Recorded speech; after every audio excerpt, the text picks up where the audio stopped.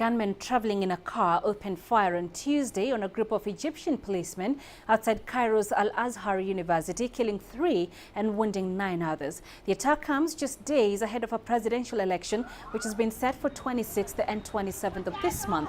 Former Army Chief Abdel Fattah al-Sisi is the leading candidate. The number of attacks targeting policemen has risen since Sisi ousted President Mohammed Morsi in July last year. According to the government, the latest attack came as some students of Cairo's Al-Azhar University, a prestigious seat of Sunni Islamic teaching, were protesting in favour of Morsi.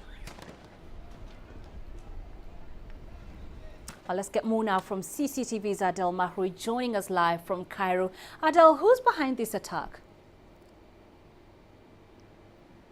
Well, the security forces are still looking into it. They have not blamed any group until this moment, at least officially, and they're still trying to investigate it.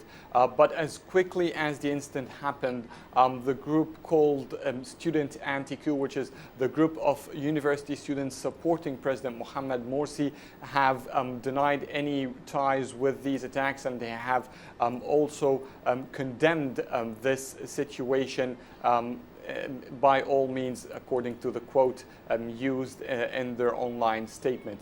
But the police troops, in a statement also, they despised the attack itself. What happened was, as you explained, a rally by the students went on earlier this morning, and then they blocked one of the streets of Cairo. So when security right police troops tried to engage with them, pushing back inside, the vehicle came from the back of the security forces and opened fire at them from the back. The spokesman, one of the spokesmen for the Interior Ministry, said that the riot police were not armed with live ammunition to defend themselves. That's why he said that he despised this attack. Adel, these attacks have increased of late. With the presidential election coming up next week, are they likely to affect the polls?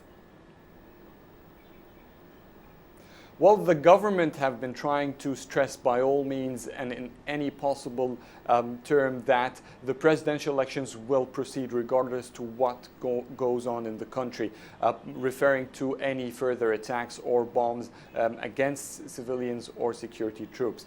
There have been many threats against the process of the elections itself, but security forces also try to intervene quickly and try to absorb the shock as fast as possible to show the public and the world that they will be able to protect the elections. Earlier last week, the Interior Minister himself in a press conference said that they have discussed securing the ballot stations along with the armed forces, and both of them agreed that they will increase the troops even more than any of the previous elections that happened since 25th of January, and particularly more than the referendum that took place earlier in January.